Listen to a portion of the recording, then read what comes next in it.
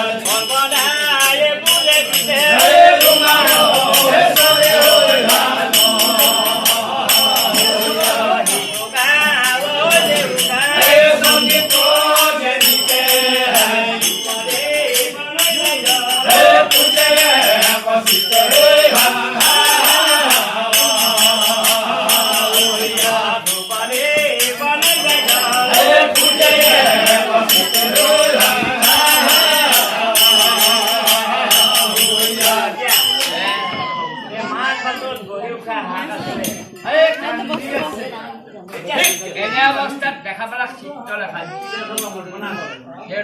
যদি এনেকৈ কান্দি থাকে সময় নাইকিয়া কৰে সময় পিছত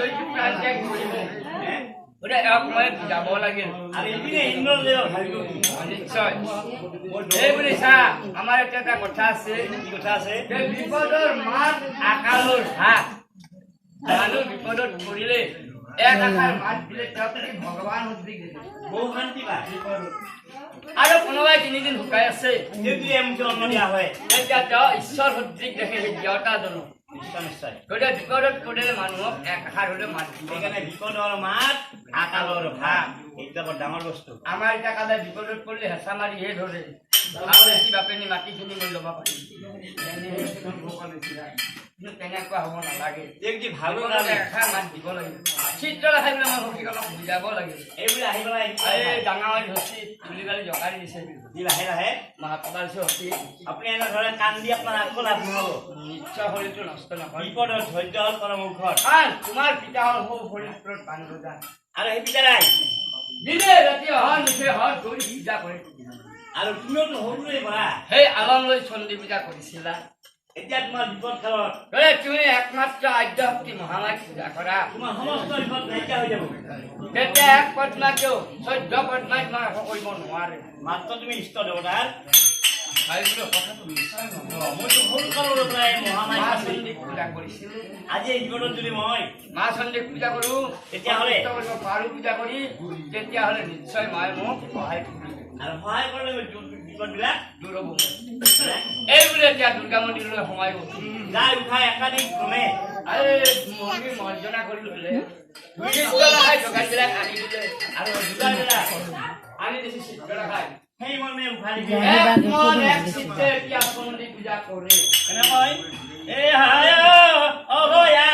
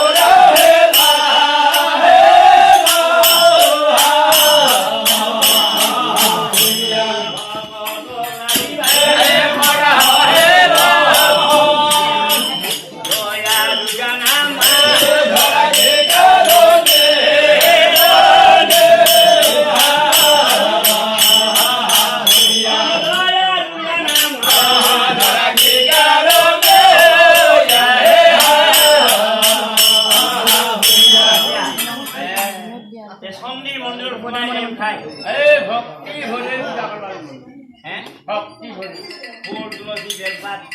সমস্ত জেগাই কৰি লৈছো হাতত লৈ পেলাই শক্তি ভৰে পূজা কৰিব লৈছো পূজা মানে হ'ল ভক্তি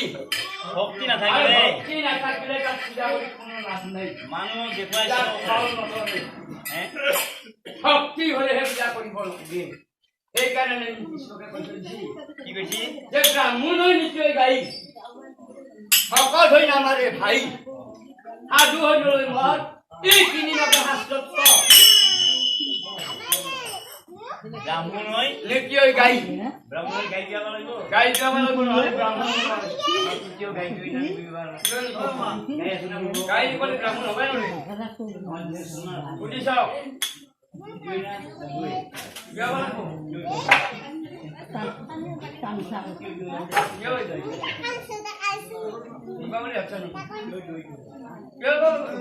এই ভদ্ৰাবিলাক তেখেতে নিবলৈ চেষ্টা নাই গাই নিবলৈ ব্ৰাহ্মণ হ'ব কি গাইয়ে তোৰ বিধান মাৰিব আজি পশ্চা কিন্তু ব্ৰাহ্মণ নমাৰিব শৰ্মা সোমবাৰী আছে না মই কৈছো আপুনিও ব্ৰাহ্মণে নকৰি গাই অ ব্ৰাহ্মণে গাই কিয় কিয় মই তাকে কৈছো কিয় কি গাই কিয় গৰু গাই গৰু গাই দিব পাৰিছা ব্ৰাহ্মণ কি গাই কলো না ব্ৰাহ্মণ আমাৰ বিধান মাৰিব বুলি কৈছো বন্ধু বৰ্গ থকাৰ কাৰণেহে বাচিছা কিন্তু বেলেগ জেগাত মাইকে মই এতিয়া মই প্ৰত্যেকটা বীমা ঘৰ সেইকাৰণে মাৰানে ইমান মই ধৈৰ্য ধৰি আছো এতিয়া 10জনে মানুহ এই গৰুৰ গাই কিবা হৈছে কি গাই দেশী গাই জাৰ্চি গাই কি গাই বিধান মাৰি হ'ল গাই মানে কি জানা ব্ৰহ্মদেৱ ব্ৰাহ্মণৰ বেদ গায়ত্ৰী মন্ত্ৰ যি ব্ৰাহ্মণে বেদ পালন নকৰে গায়ত্ৰী মন্ত্ৰ জপ নকৰে তেওঁ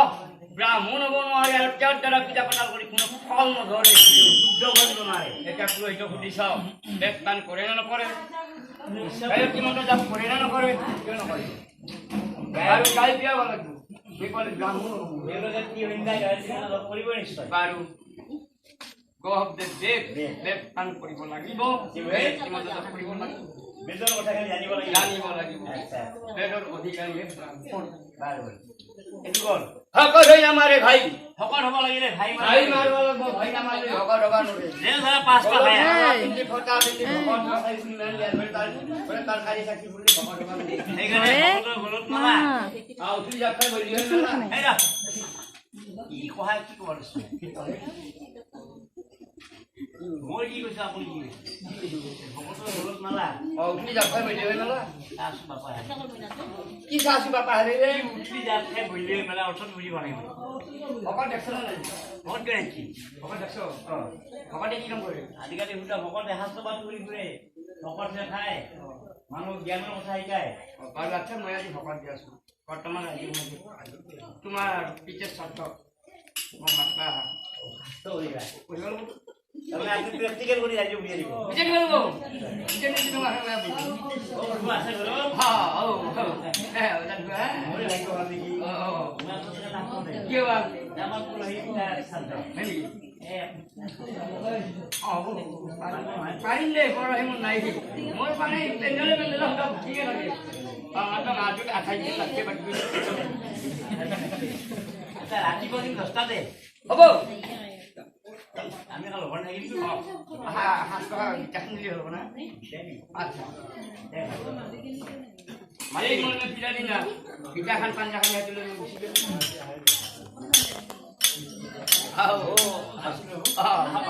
আমি এইটো ঘৰত ঠিকে কৈছো দেখিনা মানুহ কিমান ৰখি আছে তাকেতো মানুহ বহুত মাতিছে আপোনাৰ মাতা শুনি 4টা নাম যায়ো আহে হয় নেকি আহক নিয়ম আছে ধৰিব লাগিব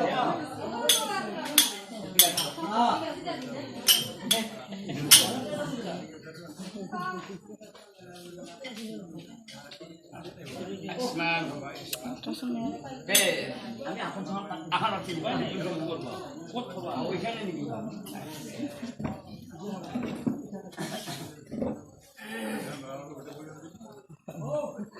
আয়োগন অলপমান দেৰি হ'ল তথাপি আজি মোকেই অভাগাকে মাতি পাঠ আছে শাস্ত্ৰ তে মই আসন গ্ৰহণ কৰোঁ নহয়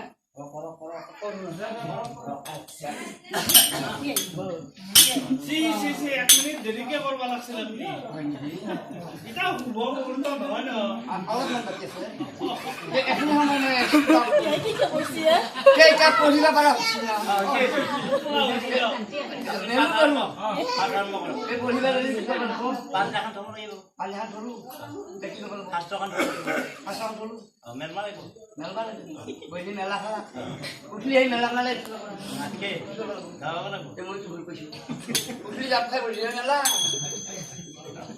ভাল কথা একটা বইয়া করবি এনে সুন্দর কথা একটা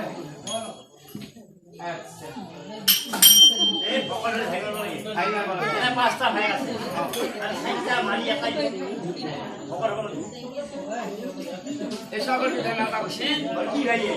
সকল বিষয় নহয় সকল বিভাই মারিলে আজীবন রক্ষক করিব লাগিব ভাই মানে কি জানে আমার শরীরের দুষ্ট রিপু কাম ক্রোধ লোভ মোহ মদ সহ্য অহং আদি কৰি এই ভাই কথা যে মাৰি ল'ব পাৰিব অঠিমূৰ কৰি ল'ব পাৰিব তেতিয়াহ'লে ভকত হৈ ভণ্ডামি কৰি লাভ নাই বগা ফটা মালা পিন্ধি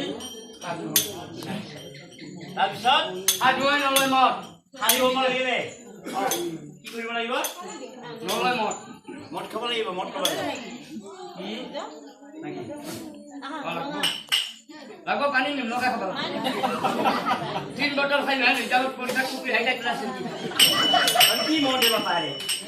মদৰ কথা কৈছি মদ নহয় মদ মদ মতামত মতামত চাৰি বেদ 14 অস্ত্ৰ পুৰা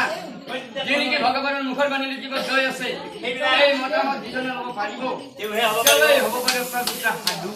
আৰু সেইবিলাক যদি অধ্যয়ন কৰিব নোৱাৰে যদি তেতিয়াহ'লে গেৰুলা প্ৰসাদ গাড়ী লতা চিন্তা বাঢ়ি যায় শাস্ত্ৰ কৰি দিলে ঠিক তেওঁ সাধু হ'ব নোৱাৰে ভণ্ডামি ভক্তি ভৰে খাই পূজা কৰি আছে নমো নমো কাত্যায়নী অজিত পাবনি আমাৰ জোখাৰী হে মা দুৰ্গতি নাগিনী এই মহামাই আপোনাৰ প্ৰথম নাম হ'ল কাত্যায়নী গতিকে সেইবাবে আৰু কাত্যায়নী ব্ৰত কৰি গোপিনীবিলাকে ভগৱান কৃষ্ণক লাভ কৰিছিল আজি ময়ো মহাপুৰুষ কৰি আপোনাক স্মৰণ কৰিছোঁ সেয়ে মা মোৰ এই ঘৰ তুমি ৰক্ষা কৰা এইটোৰ পৰা আপুনি শিক্ষা নকৰে যদি অন্নপূৰ্ণা অষ্টপূজা ৰজা অভাগী কৰে হে মা দেৱী দশা পূজা আপোনাৰ দ্বিতীয় নাম হ'ল অন্নপূৰ্ণা সেইবাবে প্ৰতি যুগতে আপুনি পৰিপূৰ্ণ অন্ন দি থাকে আৰু সেইকাৰণে আপোনাৰ নাম হ'ল এটা অন্নপূৰ্ণা আৰু অন্নপূৰ্ণা আপোনাৰ আপোনাৰ আঠখন হাত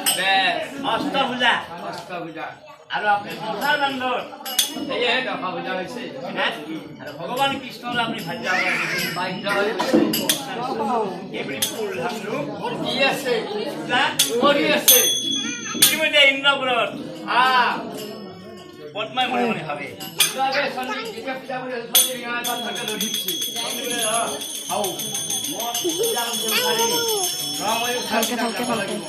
এইবুলি সন্ধিয়া উখাৰ পূজা যোৱাৰ কাৰণে ঠিক যোৱা আৰু এইভাবে দেৱপুৰত থেকে পদ্মাই চিন্তা কৰে যে যদি কেতিয়াবা পঠাই দিলে এতিয়ালৈকে কিয় আহি পোৱা নাই মই চাব লাগিব যদি মই এনেকে বহি থাকো যদি হবাৰ নাই মোৰ কামে হোৱা নাই লগে লগে বুঢ়া বুলি খবৰ না শুনি নাকৰ খবৰ